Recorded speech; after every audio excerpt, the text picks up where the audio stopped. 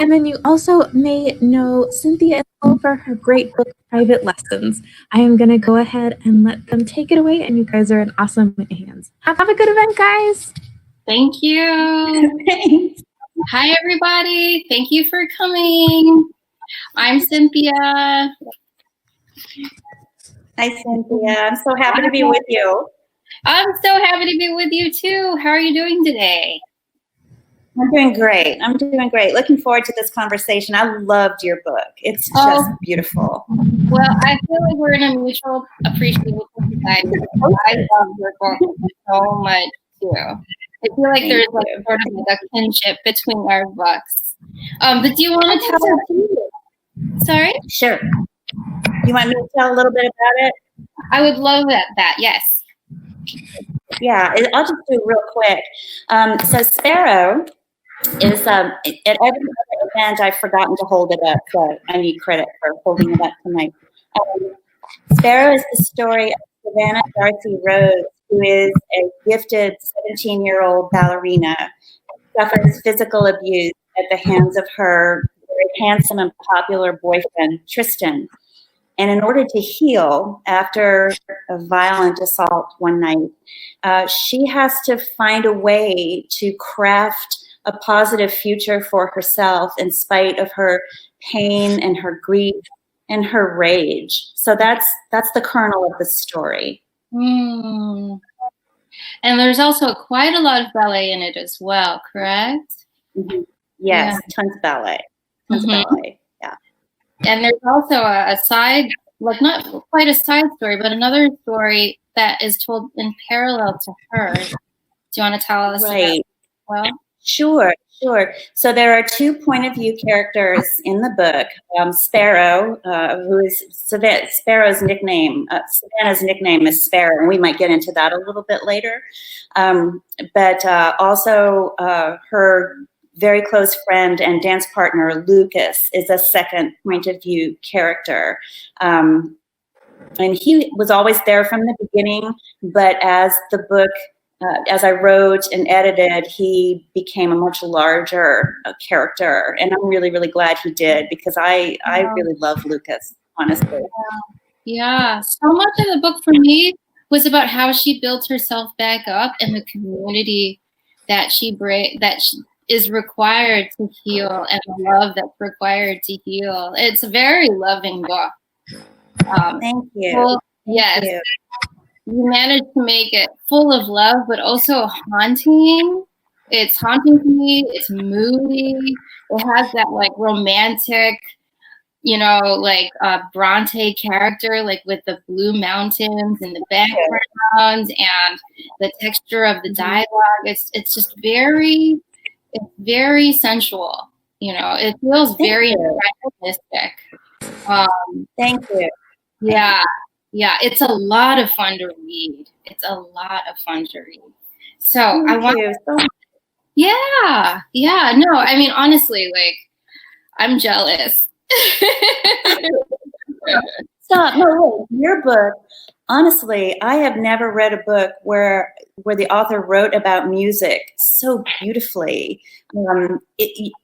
You just crawl inside every piece. And I listened to every single piece that you mentioned in the book. And where I could, I read the sheet music along with the piece that the pianist was playing. So I could see the difficulty, because you take us into the world of piano competitions. And that has to be a really scary world. And if I had a question for you, which I do, what's your connection with that world? Because you draw it so gorgeously. I actually never competed, but I did watch some competitions, so I got a sense of it. But I did take some piano lessons. Did you take ballet, or what's your connection? No, I get asked that question a lot, and thank you for asking it. I wanted to be a ballerina so badly when I was a little kid, and I know, right? It did not work out because I'm 5'10", and that's really, really tall to be a ballerina. On point shoes, I'd be over 6 feet tall. That's not going to work for a male dance partner. I mean, he's going to die, to try to lift me up. So I had to content myself with watching ballet. And the story that I like to tell is that my father, when I was in middle school, I was obviously really, really tall, taller than everybody else in my class. I had glasses still, but I was real geeky and I had pimples and I was really, really, really shy. And in those years, my dad took me to see ballet performances, live performances of ballet at Lisner Auditorium on the campus of American University in Washington, D.C. And I got to see some of the great dancers like Rudolf Nureyev and Margot Fonteyn. And I know, and sitting in a darkened theater with my father and watching that sort of magic unfold on stage, the gorgeous costumes and the beautiful music. It was just, I fell in love with the art form and I have loved it ever since. So that's my connection. I know a lot about ballet because I read a lot about ballet. I watched a lot about ballet. And when I was writing Sparrow, I went to the San Antonio School for Performing Arts and I interviewed the head ballet teacher there. So that was fun, meeting a real ballerina. And I really get a lot of information about what it's like to really dance when I read the scenes they're practicing, because it's gritty and it's funky and like there's such a thing as tutu rash, which I have no idea what that is. Rash is when the guy dancer, when the partner lifts a ballerina, her tutu is in his face, right? And it's all net and tulle, and if you do that long enough, sometimes it's always just chafing against your face, and it's a thing, tutu rash. So when I was researching, I thought, wow, that's pretty gritty, so yeah. That's fantastic. So. And I saw that in, a lot of this book features Swan Lake, which I think is a beautiful backdrop to the story because, there's such a dichotomy between good and evil in the book. And I was wondering if, how you are personally drawn to Swan Lake and how you entered into writing about that. I love that question. Thank you for asking it. I love talking about Swan Lake. Swan Lake is my favorite ballet for lots and lots of reasons. It's one of the great classical ballets, along with, Giselle and Cinderella and Sleeping Beauty and all those ballets. But Swan Lake is so desperately tragic. And the reason that I find it tragic, well, there are lots of reasons, but the main reason that I find it tragic is the ballet is all about women. And it's all about women who have been silenced by an evil wizard, okay? But he has changed them in body and spirit and soul. They are changed. They can't recognize themselves. They are swans in the daytime, and they can return to their human form at night, but they don't recognize themselves, and they're silenced. Their voices are silenced. And so Sparrow silences herself. The ballet sort of mirrors the big themes in the book, grief and fear and betrayal, and at the end of Swan Lake, nobody gets a happy ending, it's just not, it's a tragic ballet, and it doesn't end well. And the other thing is the music for Swan Lake is absolutely stunningly beautiful. And the instrument that plays the theme, the main theme of the ballet, is an oboe, which sounds to me and to many other people like the cry of a bird. So it draws me in so many ways. And every time I see that ballet or read about it, I learn something new about it. I was lucky enough to see it. Yeah, I was lucky enough to see it at Lincoln Center a few years ago with the New York City Ballet. And it was just, I loved it so much that I cried so hard at the end that I had to wait for other people to leave so I could pull myself together. So it was gorgeous. It was awful. People thought I was going to attack or something, So art really does transport us. And I was wondering, has art always had that effect on you? And is that part of the reason why you were drawn to bring it into your book? There were a lot of reasons why I chose ballet. As I said, I love it, and I as a writer and as a reader, I'm perfectly okay with characters going through terrible, terrible things, and I, as an author, willingly put them through horrible things. But I have to give them what I call in my head the OJT, the one joyful thing. I have to give them one joyful thing, right? The one thing that makes them, that they can find refuge in, the one thing that makes them who they are. And Sparrow has dance. Lucas has dance and his love for Sparrow. So I had to give them something, and I thought if I was going to give them one joyful thing, I would also give them the one joyful thing that is one of my one joyful things, because I knew it was going to be years writing this book, and I was, I needed to have something that, was going to stand the test of time. I wasn't getting tired of. It's so, yes, it's so important to find a story that you can marry yourself to for a number of years.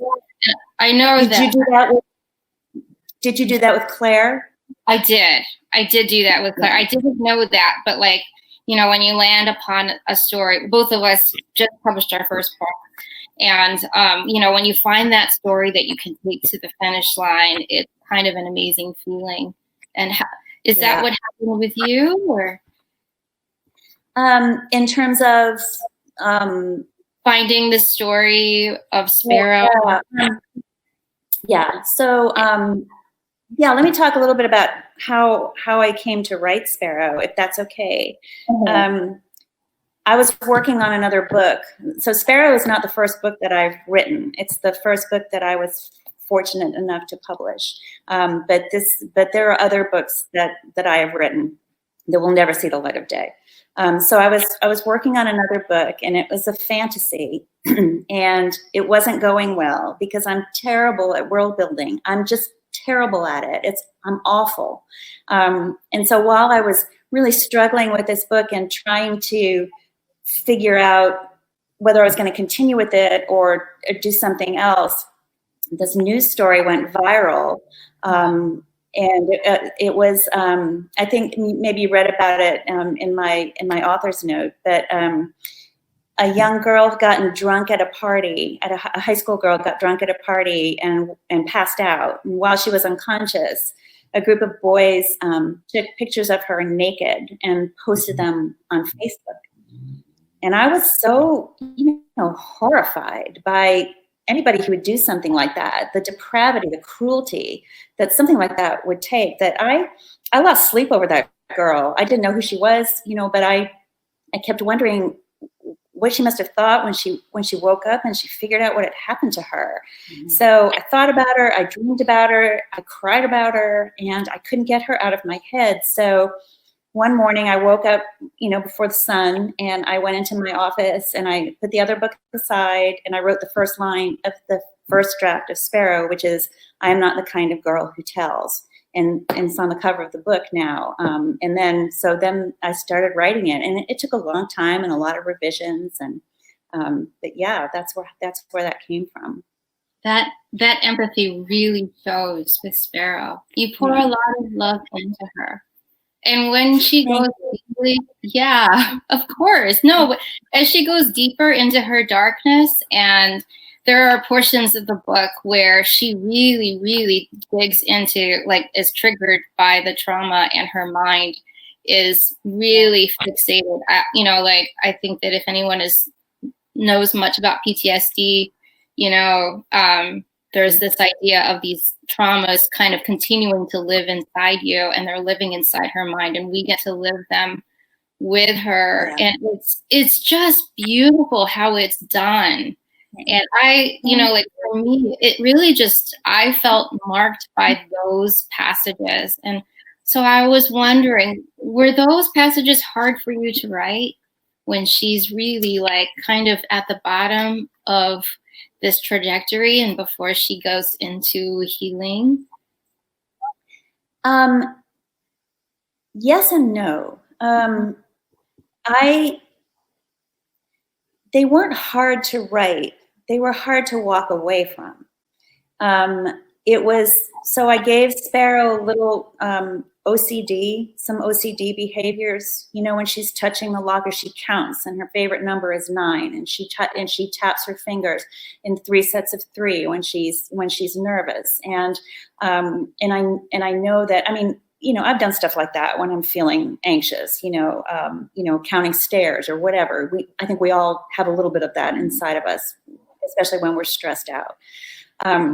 So those passages were easy to write because I saw her as a whole person in my head, and I knew I felt what she must have been feeling. So I really dove right into her character.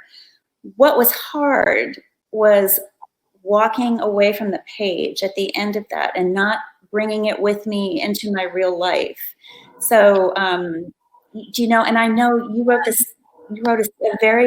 very similar book about trauma and grief. And it's hard to turn the lights off in your study after you've written a passage like that. And I'm thinking about the assault scene in Sparrow in particular, which took me about 10 days to write, a week or 10 days, because it was really, really, really, that was a hard one to write. Because I would write a couple of sentences and then I hate violence. I hate it. I won't watch violent movies. I can't like Game of Thrones. Mm-hmm. I asked my husband, once I got up and walked out of the room, I couldn't do it. I could do it, but I just like, oh my God. So I would get up and I would go play with our dogs, or I would go take a walk, or I'd go exercise and everything. It's hard when you're that deep into something really traumatic and really awful for your characters to, turn out the lights and close your laptop and go make some dinner and, talk to your kids. And it's really hard to do that. I found that hard to walk away from that. Did you? I did find it hard. I definitely felt like when I was writing hard scenes that it would take a few days before I would be ready to return to the page. Yeah. Sometimes you just have to put it down a little while, and walk away and just let it percolate. And those hard scenes, and that, the assault scene isn't the hardest scene in Sparrow. There are others that I found to be harder. Mm-hmm. The scene where Lucas and Delaney go to visit her after she comes home from the hospital. Oh, that was that's heartbreaking. Yeah. Yeah, that was hard to write. And that was hard to walk away from. But yeah, so sometimes I'd have to just let it go for a couple of days. But I'm glad that I felt that way, because if I didn't, I don't think Sparrow would exist. And I think that writers, you have to feel what your characters are going through, don't you? I do. When I was preparing for this interview, I was wondering, the question I had for you was, when you write, is it a personal inquiry that drives you to write about difficult things? Is that, or the questions you have in your mind that you haven't completely answered that brings you to the point where I need to finish this book? I love that question. Honestly, that's just such an insightful question. I think earlier in my life, that's exactly why I wrote, to figure out big things. Now, what it is for me now is to do something to have a place to put my overpowering feelings. When I'm feeling grief or pain or worry, I always turn to the page, and I always, and then I get a character in my head. And with Sparrow, it was like, what would it feel like? And what does it feel like for someone who professes to love you hurt you? What is that? When someone who says they love you more than anything in the world and they hurt you, what does that feel like? And what does it feel like to wake up in a hospital bed knowing the one thing that made you who you are, the one thing that brought you joy in your life, is maybe lost to you forever? What do you do with that? And so I dove right down into those feelings, and I tried to imagine what that felt like. So I don't know that I was answering questions as feeling empathy for a character who is going through something awful. Mm-hmm. I really get the sense that Sparrow pours her feelings into dance, and so does Lucas. And do you feel, yes, Lucas is her dance partner, her main dance partner. And I was wondering, like, how, when Lucas and Sparrow are dancing together, like, what happens between them to you, and what happened for you on the page when they were together? And how did that become such a big part of the story? Lucas. So when that news story came on and I have to back up a little bit to answer your question. When that news story about that girl came on the news, my first question in my head was, where are all the good guys? You know, at that party, where are all the good guys? Right? You know, like, what? Was she alone? Where are all the good guys? I'm the mother of 3 sons. I have 3 grown sons. The oldest is 33, the youngest is 27. And they're all exceptionally good guys. You know, I'm biased, I'm their mother, but they are wonderful, wonderful human beings. And so I was wondering, like, where were the good guys there? So as the mother of 3 sons, I'm really, really passionate about and committed to creating brave, vulnerable, lovely male characters. You know, guys who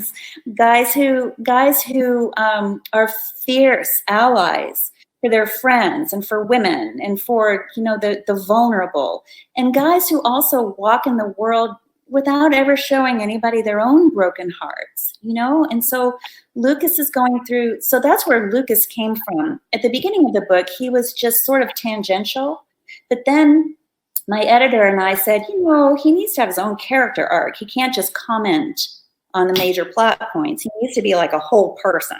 And so I made him a whole person with his own story and his own grief. And, you know, and he's also, Sparrow's an unreliable narrator. She doesn't tell us a lot of stuff, but Lucas blurts everything right out. He tells everybody everything, you know. So I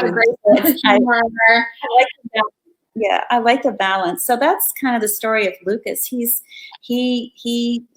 her counterpart, you know, and her protector, even though he sees himself as her protector, even though she doesn't want him to be her protector. So I feel like it speaks to the idea that boys and men, there's a part for them to play in terms of healing, and this idea of how do we correct this imbalance where there is why does there have to be a Me Too movement? Where do men's hearts lie in that? And what can they be called to do in that service?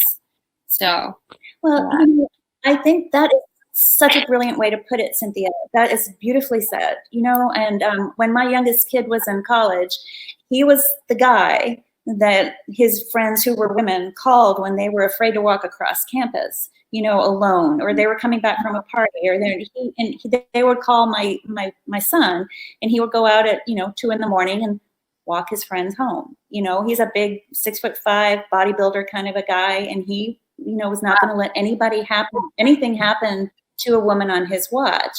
And, you know, I love that about him, and I love that about a lot of guys feel that way. And you know, at the end of the book, Lucas learns that he can't fix everything, that sometimes you have to let the people who are wounded heal themselves, you know, and you can't fix somebody else's problems. So I wanted Lucas to learn that lesson.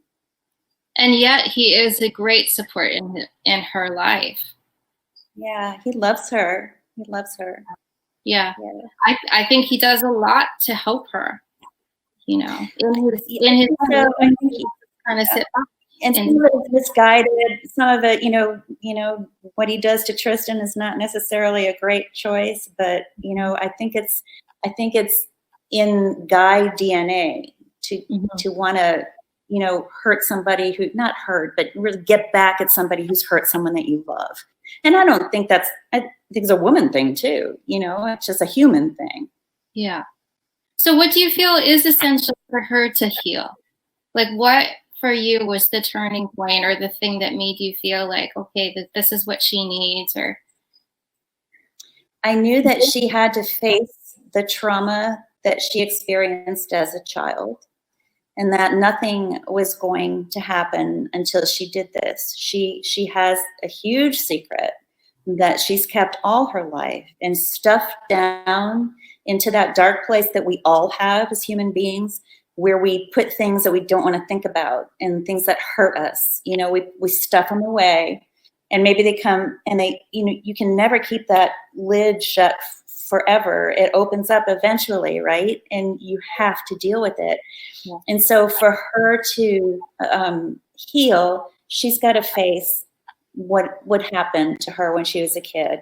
And I'm interested in the cycle of abuse, you know, that what happens to us as children echoes down through our lives, and that women and men who have been abused as children often become abusers themselves, or they just sort of find another version of their abuser. So I wanted her to confront that. I knew she had to do that.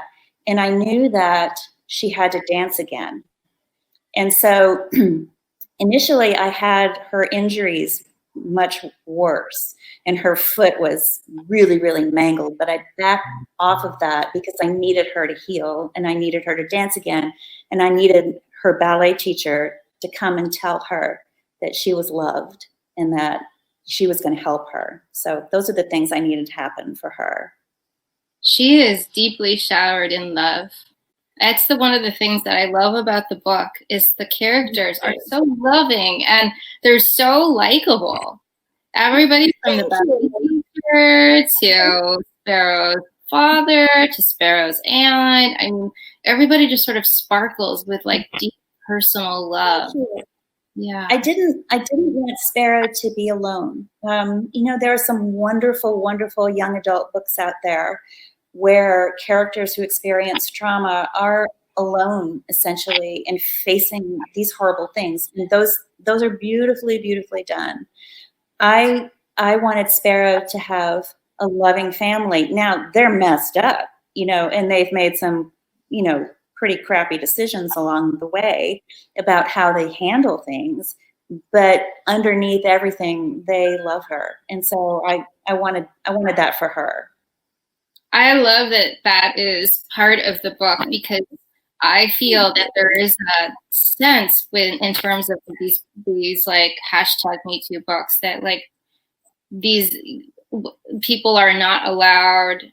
Like if you're alone, that must mean that, you know, you deserve it. But the fact that she is so loved and supported and it still happens, it tells you something about how the world works, and that sometimes it really just, it's not your fault, you know. So it's not your fault.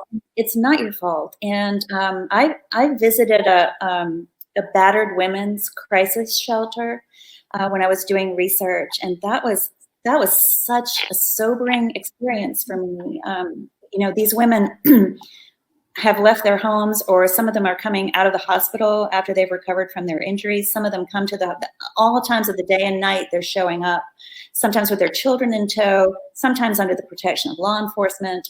And what I learned about that is that this kind of violence, teen dating violence, domestic violence, it happens all across the board. It doesn't matter what your ethnicity is. It doesn't matter what your gender is. It doesn't matter what socioeconomic status you find yourself in. It happens all across the board. And I think that's heartbreaking. You know, it's just heartbreaking. It's deeply heartbreaking. I hope your book is part of ending that, you know, bringing up, you know. That would be, so, if it helps, I had, and when we talk about the pandemic, I'll save that. When we talk about the pandemic, I'll put a pin in that conversation. So, well, let's talk about it. We are running out of time a little. So, we did want to talk a little bit about the fact that this is Mary's debut, and she's debuting in the pandemic. And you know, I had a few questions about like what it's like. How has it been, and how has it affected you and your ideas about the book and your writing? Yeah. I'm not going to lie. At the beginning, so my book came out on March 17th, which was right at the beginning. Yes. And March 17th, right at the beginning. So March 17th was a Tuesday, and the Friday before, my book tour, part of my book tour was still on. And so all over the weekend, I thought, we would be okay. And then Monday, the whole thing just came crashing down. Everything was canceled. And I'm not going to lie, that was a big blow. It was hard. My launch was canceled. My 10-city book tour was canceled. That was hard.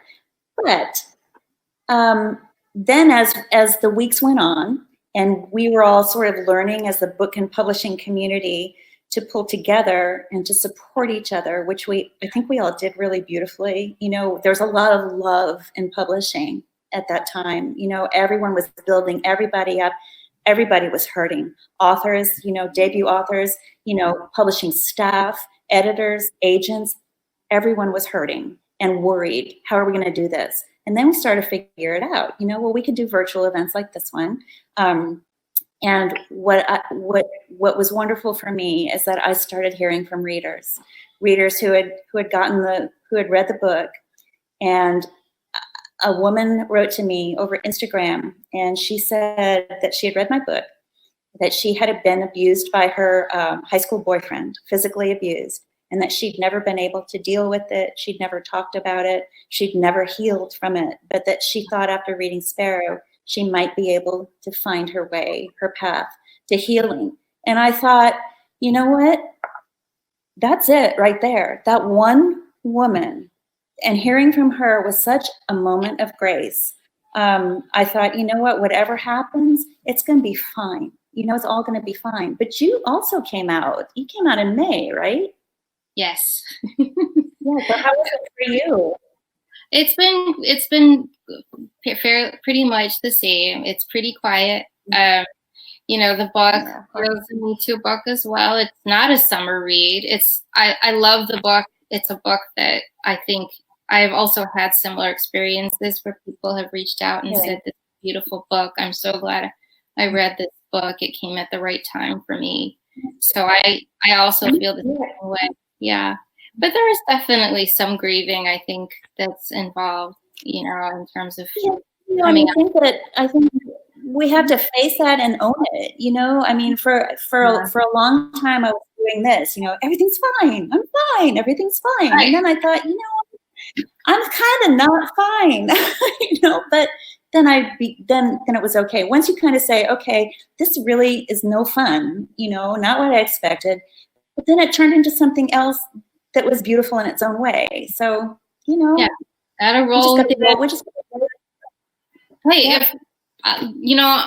the way I feel about it, or one of the things I'm working towards feeling about it, is that, look, if the book doesn't make an impression, what have you, the point is to stay an artist. So the point is to engage with my own writing and to keep going.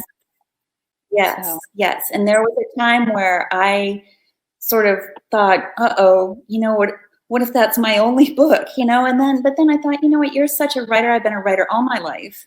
And I can't not write. I write because I can't not write. And so are you working on something new? Are you working on other things? I'm working on something about families and family trauma, and how the trauma when you are a child can come back as a parent, and how it affects your children, etc. What about you? What are you working on right now? I'm working on, I'm kind of working on two things at the same time, which is unusual for me. I'm working on a new young adult novel, and I'm also working on an adult novel that I've been working on for a period of years. It's an epistolary novel all told in letters and journals and those kinds of things. So that's been fun. I worked on that when Sparrow was out with my editor. So we'll see. I'm kind of committed to the young adult one right now. So wonderful. It's going well. Yeah. I bet it is. I'm looking forward to reading that one too. You have to let me know when it comes. You too. So let's turn to some questions. Oh, okay. So the first question is, What is the message you want your readers to take away from these stories? I think that for Sparrow, and I want you to answer this too, please. I think that for Sparrow, that there's hope even in the darkest situation. That even when you think everything is lost and there's nothing good to be had, there is always hope, always. And that's a lesson that I've had to learn in my life over and over again, that when things seem dark, there's still a little bit of light there. Maybe you can't see it right away. So I think that I would want readers to take away that there's always hope, and there's always help available if you are experiencing this kind of violence in your relationships, that there are people out there who are ready and willing to help you right now. So that's what I wanted to take away. And that is so true. People want to help you. They really are there. They really do care. Yeah. For me, the message I wanted to give readers strength, even if they did feel alone, even in their most alone moments, to feel like they themselves were enough. And what I still think about, like, moments where I do make my main character feel very alone, and make her stand back up again and get back, basically on the horse, and what that feels like. And I wanted to make that like as real as possible, because I don't think it's as easy as people make it seem in Hollywood. Yeah. Oh no, it's hard work. Healing yourself and getting okay with trauma, that takes a lot of hard work. Absolutely. And the next two questions are sort of related.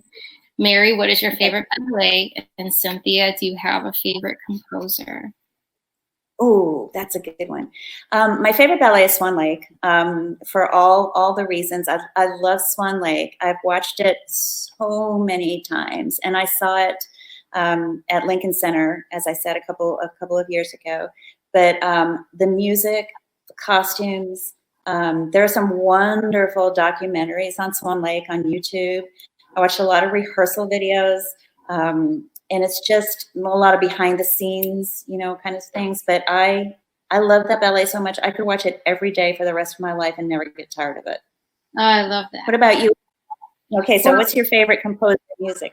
I have a two-parter. So when things aren't so great, I turn to Beethoven, because Beethoven knows so much about how hard it is, how hard life can be, and it's in his music. So if you are feeling like things are pretty bad, Beethoven will probably help you through it. He will lead you through it to the light. Whereas, like, on a daily basis,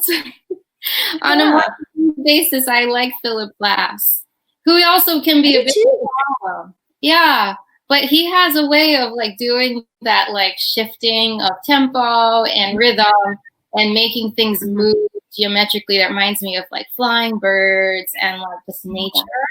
And I love that. So he is my go-to when I'm writing, or I guess when I feel like I'm alive, but like not like and sort of balanced and not super happy, but not super sad, but like kind of just like I'm alive. Yeah. No, I agree. I love Philip Glass, and I listen to him. I have a Pandora station, Philip Glass. And I listen to him while I'm writing, because I can't listen to music that has lyrics. I can't listen to words. Can't do it. But Philip Glass is just perfect. And Beethoven, yes, the Seventh Symphony breaks my heart every time. So yeah, right, yeah, he's really good at that. Next question: you spoke on some of the scenes that were hardest to write. What scene brought you the most joy?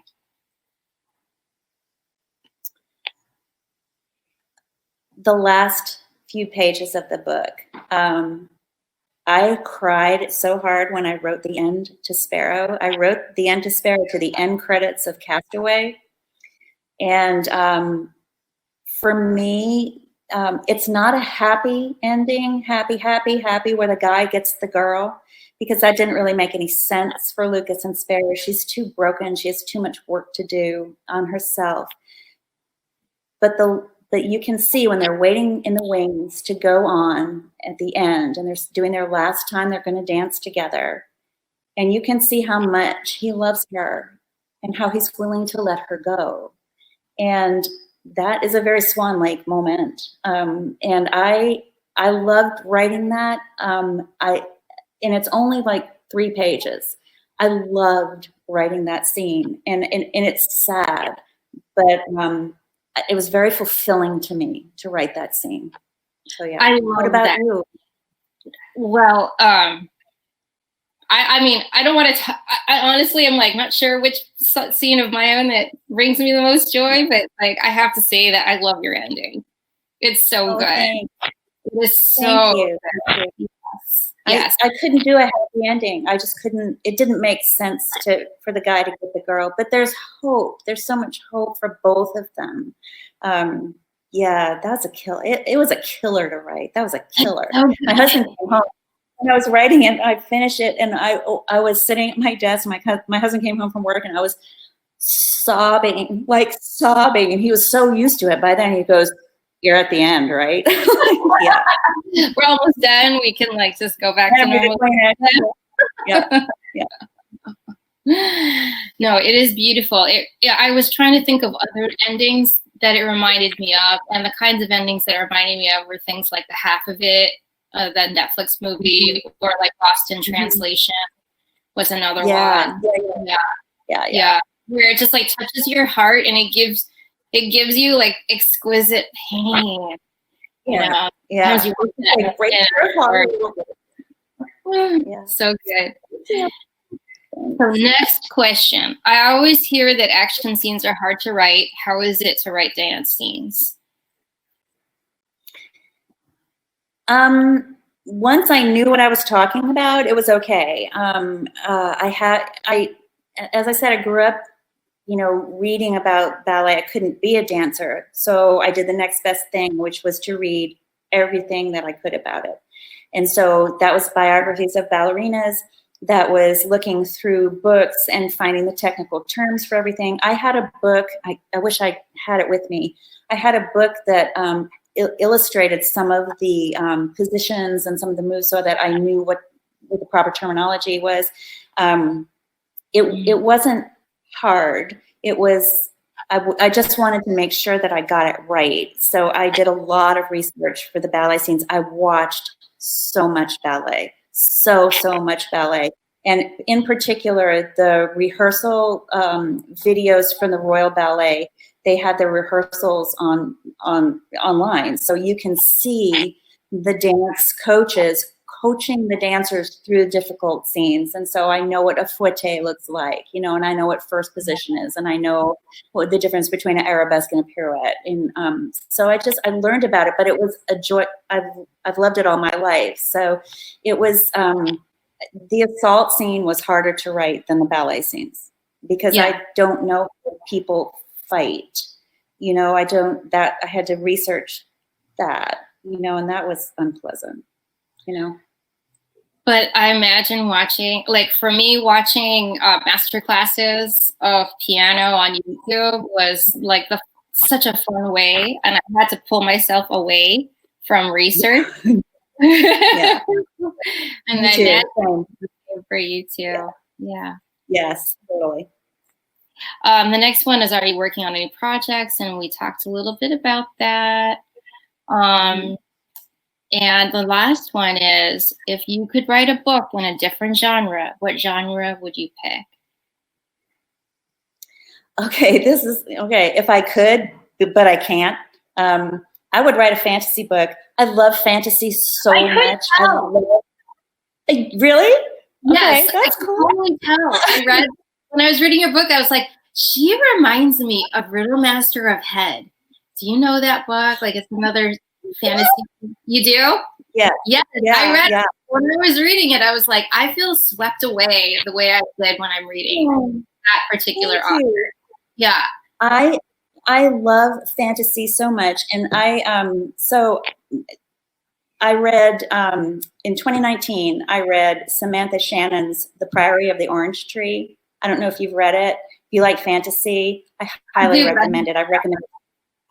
I gave it to everybody for Christmas last year. It's huge. It's a standalone fantasy, and it's like 9 million pages long. It's like this big. And so I read it twice in 1 year. I read it, and then like 3 months later, I read it again.